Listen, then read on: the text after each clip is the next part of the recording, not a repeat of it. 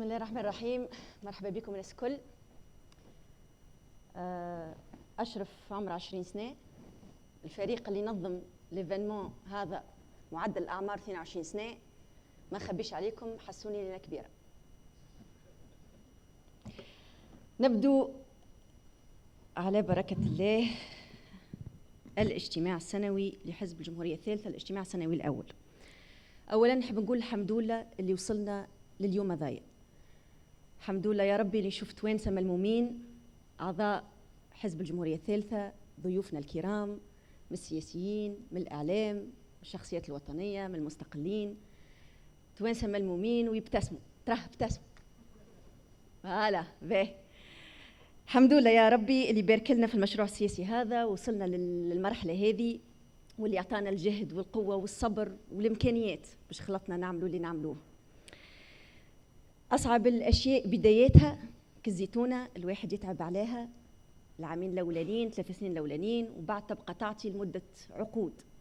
كيف حزب الجمهورية الثالثة وشعارنا الزيتونة هو بدايتها صعيبة ولازمها برشا خدمة، أما نهار اللي نشدوا ثنية نولوا إن شاء الله في طريق باهي.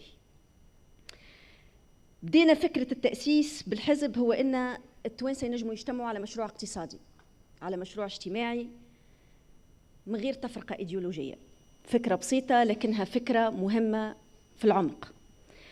شعارنا الاقتصاد هو السياسة والسياسة هي الاقتصاد. شعارنا هو الاقتصاد هو الحل. شعارنا أنه النمو عقلية والإصلاح وسيلة وتحقيق السعادة غاية. أسسنا حزب وقت اللي التوانسة الكل يقولوا التوانسة الكل أنه الأحزاب صايي وفت، ما عادش أحزاب، مش من الماضي الأحزاب، لا رجوع إلى الوراء كيف نقولوا. أسسنا حزب وبينا، وكان هذا التحدي الأول، وجودكم لهنا هو دليل أنه التحدي هذا نجحنا فيه. أسسنا حزب بينا فيه أنه الحزب كجسم وسيط هو دار كبيرة، تجمع ما تفرقش، تسامح ما تعاقبش، تحمي ما تخوفش، تعاون وما تعطلش، تحارب على مصلحة الشعب بكل شجاعة. أسسنا حزب اللي فيه التونسي قيمته وقدره مش مرتبط بقداش عنده في جيبه، بل قيمته وقدره مرتبطين بقناعاته وهو شنو ينجم يعمل، شنو ينجم يعطي، كيفاش يحترم الغير، كيفاش يتعامل مع الغير بثقته. أسسنا حزب بينا فيه أنه الأجسام الوسيطة كالأحزاب عندها دور إيجابي في البلاد. اليوم 82% من أعضاء الحزب وهم بالآلاف ما عملوش سياسة قبل، وبالتالي هذا هو حزب الشعب. وهذه دعوة مني للتوانسة الكل، تسيسوا يرحمكم الله، تسيسوا، لأنه البلاد هذية بلاش سياسة ما نجموش نقدموا، والسياسة تنجم تكون إيجابية. عضو حزب الجمهورية الثالثة هو تونسي حر. ايش معنى يا حر؟ لا عنده عرف ولا عنده شكون يحكم فيه. فما قواعد، فما قوانين، فما ديزاتونت يحترمهم ونحترموه. عضو حزب الجمهورية الثالثة مرأة ولا راجل هو تونسي قدره وقيمته مرتبطة بشنو يعطي للمجتمع متاعه، شنو يعطي لعائلته، شنو يعطي الحية، شنو يعطي لبلاده. حزب الجمهورية الثالثة أعضائه ما يحكمهمش إنسان ما اختاروهش.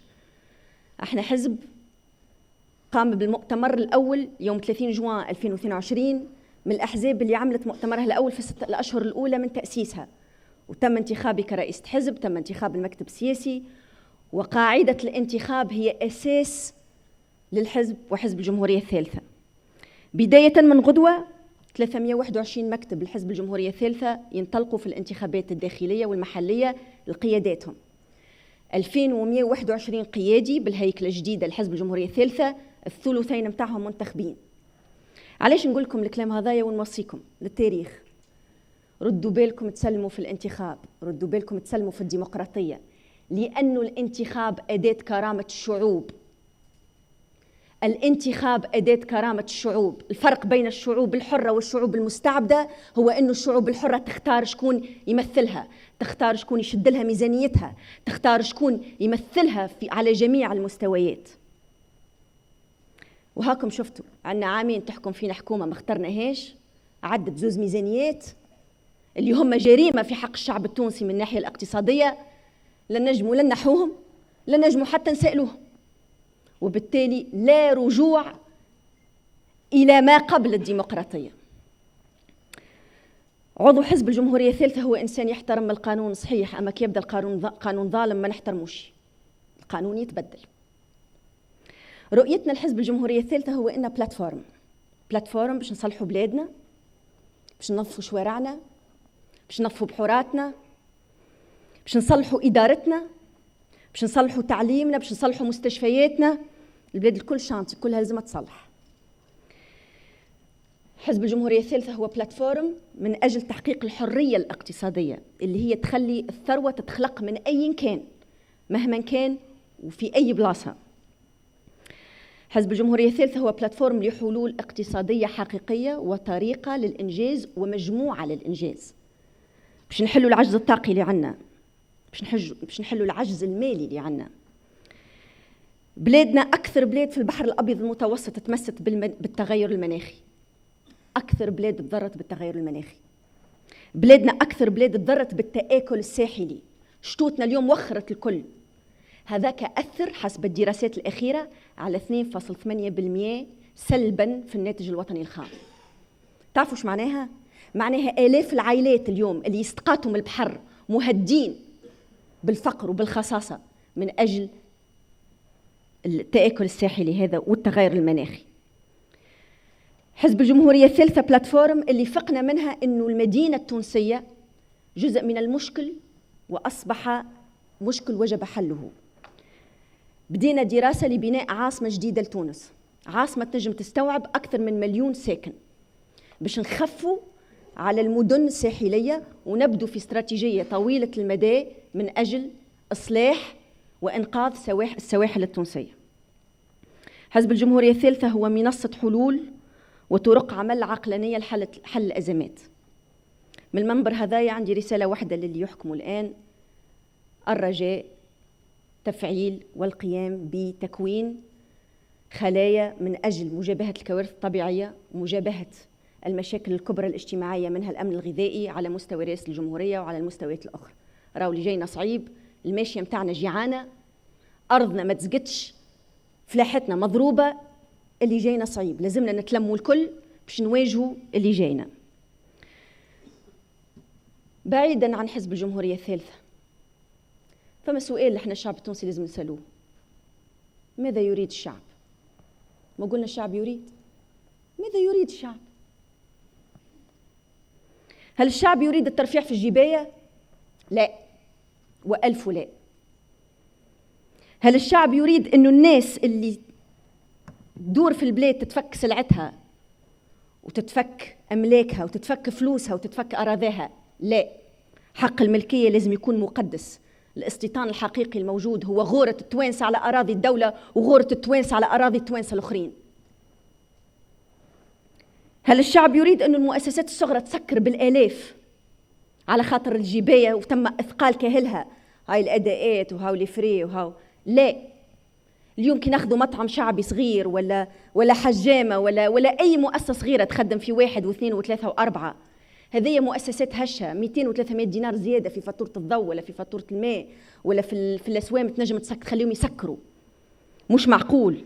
هل الشعب يريد أنه أصحاب المهن الضرائب تطلع عليهم للي اليوم ولت فيزيتا تطبيب تقريبا 18-19% من السميك؟ مش معقول. هذا ما لا يريده الشعب. هل الشعب يريد رفع الدعم؟ لا. الدعم خيار وطني.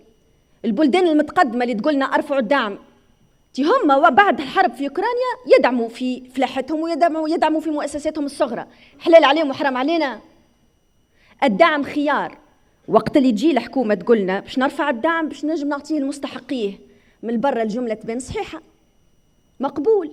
أما أنك تحول لي 8 ملايين تونسي المتسول ياخذ في الإعانات من الدولة التونسية، هذا اسمه تحيل سياسي. تحيل سياسي. ماذا يريد الشعب؟ هل الشعب يريد قروض؟ خذينا قروض من الناس الكل، صندوق النقد الدولي، البلدان الكل من غير ما نسميهم.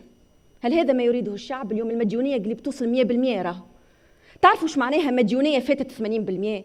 معناها اولادي اللي مازلت ما جبتهمش مديونين ديجا، مازالوا ما تولدوش عندهم ديون. هل هذا ما يريده الشعب؟ لا، هذا ما تريده المنظومه. شنو هي المنظومه؟ منظومه اقتصاديه واجتماعيه واداريه وقانونيه، هي منظومه قديمه، منظومه ترفض الاصلاح، منظومه تعطل الاصلاح، متكونه من فكر قديم، من أشخاص يرفضون التغيير ويحاربون التغيير. المنظومة هذه ما حبش تصلح روحها، منظومة مدمنة على الديون، منظومة تاخذ وما تعطيش، منظومة حلها الوحيد تطلع في الليتاكس، حلها الوحيد تطلع في الضرائب، منظومة اللي تقولنا راني نحافظ على المؤسسات العمومية وهم بدوا يبيعوا فيها. علاش السوناد ولوناس ما بدش خوصتها؟ بدت. هذه منظومة تقول ما لا تفعل، وفي السياسة اللي يقول ما لا يفعل هو متحيل سياسي. ماذا يريد الشعب؟ هل الشعب يريد أنه مغازاتنا فارغة ودبواتنا فارغة ونقولوا أنه المشكل احتكار؟ لا، ما لهاش نقول لكم المشكل شنو. المشكل أنه الدولة التونسية ما عاد حد يحب يكردها. تعرفوها البلاكة الكريديليه هذيك اللي يحطها العطار؟ الكريديليه هذيك موجودة في المطارات وموجودة في البورت، في بورت رادس وفي بورت بنزرت وفي بورت جرجيس. الكريديليه موجودة في الحسابات البنكية متاع الدولة التونسية في الخارج. هيك المشكلة الحقيقية، أنه ما عاد حد مسلف تونس فلوس وما عاد حد يسبق لك السلعة إلا ما تحط كاش ان ادفانس. هذه هي الحقيقة. كيفاش باش ننقذوا الاقتصاد التونسي؟ باش ننقذوا الاقتصاد التونسي ما لازمنا اللي نقولوه نعملوه. وقت اللي حكومة تجي تقول راني نحب نصلح، يعني على الأقل تفعل. كيفاش يصير إضراب عام في البلاد؟ يعني الاقتصاد الكل يحبس نهار كامل، مسمار في نعش الاقتصاد، إضراب عام، والحكومة لا حياة لمن تنادي وكأنه مش خبر في البلاد. كيفاش نجم نصلحوا وقت اللي الإنسان ما عندهش القابلية باش يحكي مع المنظمات الوطنية وباش نحكوا قدام الناس الكل ونتفاهموا؟ وإذا ما تفاهمناش هنا الشعب يحكم. المنظومة هذه فما شكون يقول منظومة عشرية، العشرية السوداء، فما شكون يقول منظومة الجمهورية الأولى من 56 ولا من 57 59. خلينا نقول لكم المنظومة ذي وقتاش بدت. المنظومة ذي بدت من 1864، تقريبا 10 ولا 20 سنة قبل الاستعمار الفرنسي. المنظومة هذه بدت تبيع في السندات التونسية في 1864، وبدت تبيع في رزق الشعب التونسي. وقت اللي الحاكم وقتها يصرف في الفلوس، خذا برشا قروضات، فوائد عالية، لي كوميسيون رايت اند ليفت، يمين ويسار بارتو. والدولة التونسية كي لقيت روحها ما عادش نجم تخلص، تعرفوا اش عملت وقتها؟ طلعت في الضرائب. نفس الحكاية، كي طلعت في الضرائب شنو اللي صار؟ صارت الثورة اللي قادها علي بن غذاه. يخي شنو هي الثورة اللي عملها علي بن غذاه؟ هي ثورة ضد الضرائب، هي ثورة الجياع. هذيك هي المنظومة اللي وقت اللي توحل وتتسلف برشا فلوس وتتسلف فلوس على ظهر الشعب التونسي وما عادش نجم تخلص، تعرفوا ايش تعمل؟ تطلب الحماية. ما بعد ولت استعمار، هي جتنا من الاول حماية ومن بعد ولت لنا استعمار. أكا هو التحيل السياسي اللي يصير وقت اللي السياسيين بتاعنا ما يحكوش معانا الحقيقة وما يشاركوناش وما يخلوناش نملكوا بلادنا ونواجهوا مشاكلنا ونحلوا مشاكلنا وحدنا. ماذا يريد الشعب؟ هل الشعب يريد أنه بلادنا تحتضن أكبر الندوات العالمية وحتى فرانك ما يدخل تونس؟ هل الشعب يريد أنه بلادنا تلوثت، ناسنا مرضى بالأمراض الخبيثة، واللي يمرض في تونس ما يتداواش، راه مسكين اللي يمرض في تونس؟ ماذا يريد الشعب؟ هل الشعب يريد أنه كبارنا ما عادش خالطين على الدواء، يا ياكل يا يداوي؟ فما ضحايا اليوم شهداء الوضعية الاقتصادية هذه، الكبار في العمر اللي ما عادش نجموا يخلطوا ويشربوا الدواء. قطاع تصنيع الأدوية في تونس هو من أعز القطاعات في تونس، وعند القدرة باش ينجم يكون ذي صدارة إفريقية في القارة الإفريقية الكل، ويخلق مواطن شغل ذات قيمة عالية وشهريات عالية. ما نطولش عليكم، هذه نجم نقعد نحكي فيها لمدة طويلة، أما باش نختم بحاجة ما وديما نساحنا نحبوا نحكوا شوية على أرواح. ماذا يريد الشعب؟ هل الشعب يحب أنه المرأة التونسية يتم إقصائها من المشهد السياسي؟ يحب الشعب أنه المرأة التونسية ما عادش تكون موجودة في المشهد السياسي؟ لا، قصتي قصة ألفة الحامدي ما تنجمش تكون في حتى بلاد عربية أخرى. ما فما حتى مجتمع عربي ينجم يخرج قصة تشبه القصة ألفة الحامدي. مولودة في مدين، أصيلة ولاية قفصة، ساكنة في الموروج، كبرت في الموروج، قريت في المعهد في المدرسة العمومية، المعهد النموذجي. الشعب التونسي قراني، الدعم هذاك اللي يحبوا ينحوه هو اللي قراني. الشعب التونسي اعطاني فلوس باش مشيت قريت لبرا، وقال لي بري اقري وبري تعلمي وبري اخدمي وروحي اخدمي بلادك. الشعب التونسي مستثمر في المرأة التونسية. ما فما حتى بلاد اخرى توا خلطوا يحبوا يستثمروا تو في المرأة التونسية في نساهم. لا احنا مستثمرين في المرأة التونسية منذ عقود. قصتي قصة ألفة الحامدي ما تنجم تكون موجودة في حتى شعب آخر عربي، في حتى شعب آخر عربي. عمري 28 سنة وقت اللي عملت أول محاضرة في معهد الدفاع الأعلى. أعطيني بلاد عربية أخرى فيها جنرالات يستمعوا المحاضرة من امرأة عمرها 28 سنة. أعطيني بلاد عربية أخرى فيها امرأة عمرها 33 سنة تشد مؤسسة عمومية من أصعب وأكبر المؤسسات العمومية في تونس من أجل إصلاحها. هذا ما يصير كان في تونس. أعطيني بلد عربي آخر فيها امرأة أسست حزب، ما فماش. هذه تصير كان في تونس. أعطيني بلد عربي آخر فيه امرأة تأسس حزب وحراير وصناديد البلاد هذه يوقفوا معاها ويكونوا حزب ويجوا ونحييهم الرجال الموجودين ونساء الموجودين هنا الكل من الجمهورية الكل. أنا نحمد ربي اللي تولدت تونسية كامرأة، نحمد ربي اللي تولدت تونسية. ولهنا قيمة الشعب التونسي لازم ترجع لنا، نعرفوا قيمتنا، لازم نعرفوا قيمة الشعب في سلم الشعوب. الشعب التونسي قيمته عالية، صحيح جيبه فارغ تو، أما راهو قيمته عالية، ورأس المال هذاك لا يقدر بثمن. وبالتالي ما لازمناش، ونوصيكم ما لازمناش نحسوا بالنقص. ماذا يريد الشعب؟ الشعب يريد أنه اللي يتكلم على روحه، المرأة تتكلم على المرأة، والمتقاعدين يتكلموا على المتقاعدين، والفلاحة على الفلاحة، والإداريين على الإداريين، والشباب على الشباب، والشياب على الشياب، والجنوب على الجنوب، والشمال على الشمال. إخويا حد ما يحكي باسم حد. إيش معناها هذه؟ معناها لازمنا مؤسسات تمثيلية. هذاك علاش الهيكلة الجديدة اللي باش نقدموها باش تشوفوا إنه حزب الجمهورية الثالثة إطار موسع باش نحاولوا تكون عندنا تمثيلية لجميع شرائح وفئات الشعب التونسي، لأن المؤسسات اللي تم وضعها الآن ليست هي مؤسسات أقلية وليست مؤسسات أغلبية. اليوم لازمنا حل اليوم. شنو هو الحل؟ الحل هو طرح سياسي اقتصادي اجتماعي. هذا الحل لازمنا. يعلن حزب الجمهورية الثالثة أنه سيكون له مرشح للانتخابات الرئاسية لسنة 2024.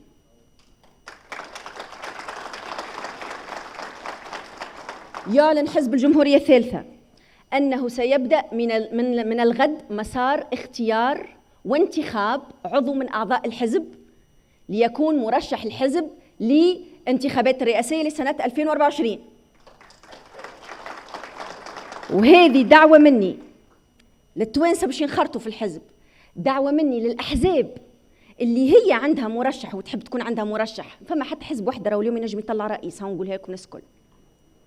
وبالتالي هذه دعوة لكم للانصهار في حزب الجمهورية الثالثة، لأن باش نخدموا مع بعضنا على بلاتفورم يتم من خلالها اختيار وانتخاب بالانتخاب مرشح الحزب للانتخابات الرئاسية القادمة.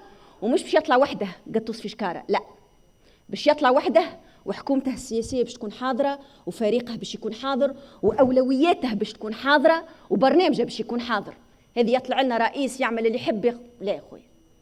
أصلاً هي تونس كبيرة برشا، راهي أكبر من شخص. احنا لازمنا 12 مليون قائد ويا ربيش نمنعوا. هذه دعوة إلى الجميع للانخراط في حزب الجمهورية الثالثة اللي بطريقة ديمقراطية سيختار المترشح القادم للانتخابات الرئاسية.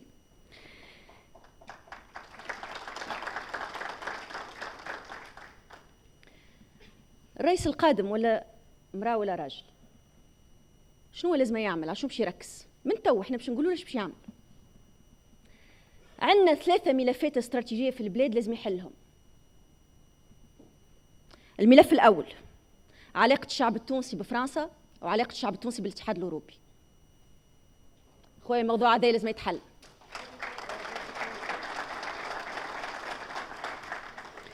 الدراسة اللي عملناها بيّنت أنه اتفاق التبادل التجاري بين تونس والاتحاد الأوروبي أضر بالاقتصاد التونسي وظلم الشعب التونسي وظلم الحرف التونسية وظلم الفلاحة التوانسة وظلم الصناعات التونسية والمصنعين التوانسة. وبالتالي حضرنا للرئيس القادم، حضرنا شكاية باش نصبها باسم الشعب التونسي لدى محاكم منظمة التجارة الدولية. ووظيفة الرئيس القادم أنه يقعد على طاولة التفاوض ونخلقوا تبادل تجاري كما يخلق النمو عندهم يخلق النمو عندنا احنا يا أخوي.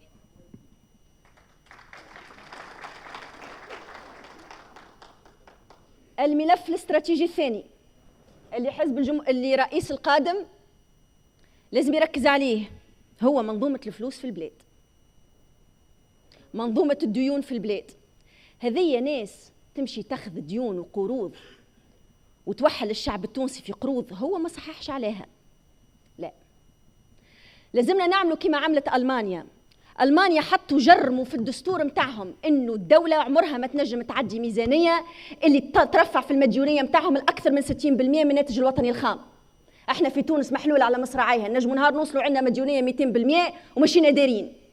فالرئيس القادم لازم يعاود إعادة هيكلة الديون هذية، ولازم يخدم على تحقيق النمو في البلاد، ولازم يشارك الشعب التونسي باش نطيحوا في المديونية إلى سقف 60% من الناتج الوطني الخام. وبالتالي الرئيس القادم لازم يشجع الشعب التونسي باش يرجع يخدم وباش ينتج. الملف الثالث الاستراتيجي الثالث اللي الرئيس القادم لازم يركز عليه، الملف الاستراتيجي الثالث هو ملف صراع الأجيال. عندنا مشكل في تونس، الشباب ما تفكرهم كان وقت الانتخابات، وقت الرسمي نحطهم في حد شيء، بالعكس نعطلوهم، بالعكس نقولوا له استنى دورك، كيما انا تعبت انت زاد اتعب. العالم تبدل مش كيف داير. محاربة الفساد فما زوز طرق لمحاربة الفساد، هو اني نشد الشخص الفاسد ونقعد نحاسب فيه، ولا اني نجي الشخص الفاسد نعوضه بانسان مش فاسد. انتداب الشباب في 22,000 مركز قيادي في السلطة التنفيذية التونسية على المستوى الوطني والجهوي والمحلي هو أداة لمحاربة الفساد، وهذا باش يخدم عليه الرئيس القادم لتونس. الرئيس القادم لتونس في إطار حل صراع الأجيال، المطلوب هو أنه يعاود يخدم مع منظومة الثقافة في البلاد باش نعطوا لرواحنا براند جديدة، باش نعرفوا رواحنا بطريقة جديدة. كل مرة يطلع لنا واحد يقول لنا لازمنا نرجعوا للقرطاج، واحد يقول لك لازمنا نرجعوا لمزيغ، واحد يقول لك لازم نرجعوا للدولة الكذا والدولة الكذا. يا خويا أنا ما عادش نحب نرجع بالتوالي، نحب ثقافة وبراند متاع الشعب تونسي القدام. يعني نحب كي إنسان براني يهبط لتونس ينجم يحكي على الشعب هذايا بطريقة إيجابية، ينجم يقول والله الشعب التونسي أول ما تركب في الطيارة تشم ريحة الياسمين. الشعب التونسي وين تمشي تلقاه يبتسم، هذه الناس وين تدخل يقولك عالسلامة. الشعب هذيا تونس راهو شعبها كي نشوفوا راهي بلادهم نظيفة هكا تعمل، راهو ما فيهاش حتى واحد يبيت في الشارع، في حتى ازدياف. راهو الشعب هذايا وين تمشي تلقى ناس كل، حتى اللي يبيع لك ملاوي في الشارع عنده يخدم بالابليكاسيون بالتي بي او. خويا الشعب هذايا هم 12 مليون، اما تمشي البلاد هذيك تقول لك قوش عليك سويسرا في شمال افريقيا. ها خلينا نخدم على هذا، خلي إعلامنا يخدم على هذا، ثقافتنا تخدم على هذا، أفلامنا، مسلسلاتنا، إشهاراتنا، دور الثقافة، مدارسنا نخدم على حاجة إيجابية. الشعب التونسي الشعب ذاك الشعب اللي فيه الحريات بدون قيود. اي مش مشكلة، شبينا خايفين احنا؟ تونس راهي الأرض الوحيدة في العالم العربي اللي فيها اللجوء السياسي حقيقي. يعني كي بلادك طردك انت في بلاد تجي لتونس، تونس هذيك أرض شعبها حر، واللي يجي عندهم حر. هذه هي الديفينيسيون اللي نحبها والتعريف اللي نحبوه للشعب التونسي.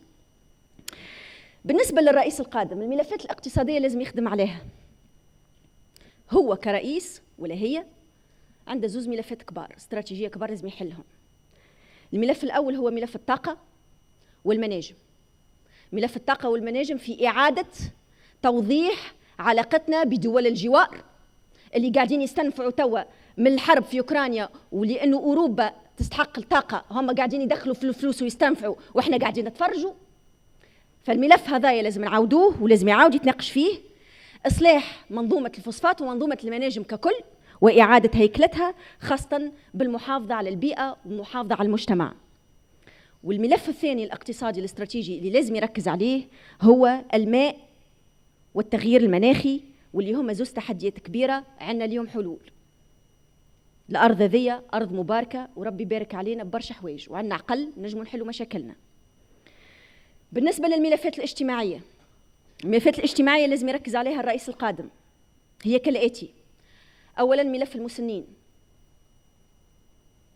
اللي هم ضحايا في بلادنا اليوم. إنسان خدم خدم خدم خدم وبعد يلقى روحه يعيش ذليل. الملف هذايا المنظومة الاجتماعية لازمها تتصلح باش تحط أولويتها الضعفاء. الملف الثاني هو ملف الإدمان وملف الصحة تاع الشباب التونسي، اللي اليوم شبابنا عمرها أقل من 40 سنة يموت لي بالقلب. راهو حرام راهو. الملف هذايا لازم يكون أولوية على مستوى رئاسة الجمهورية. الملف الثالث هو ملف الصحة النفسية، المنتل هيلث. الصحة النفسية للتوانسة صغار متوسطين كبار، الناس كل تعدى بمحن، كلنا نتعدوا بالصعوبات، واحد ربي يعلم به باش يوصل، الناس كل تعدوا به. لازم الإنسان يلقى إطار، يلقى مراكز يمشي لها.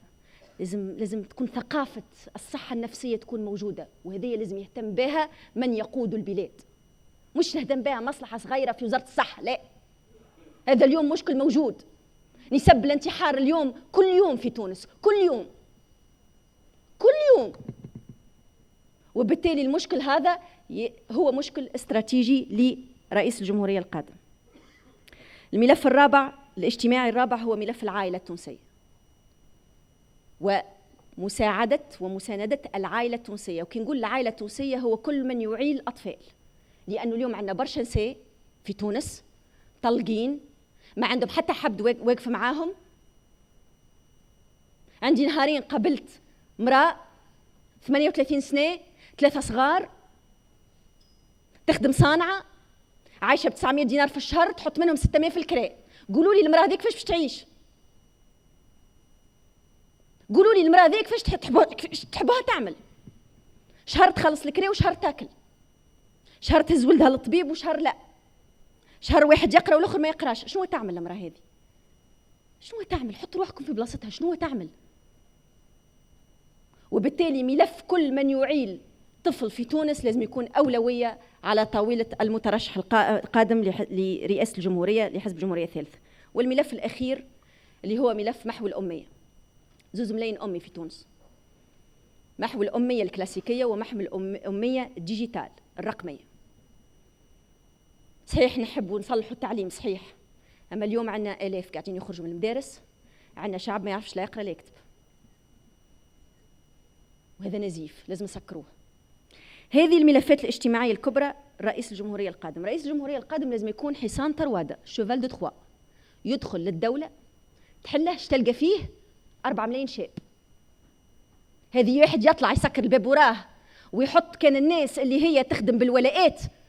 لا، لازم يكون عنده القدرة للتعيين ولتشريك جميع فئات المجتمع وجميع الكفاءات على أساس الثقة وعلى أساس الكفاءة وعلى أساس القدرة، مش على أساس الولاءات.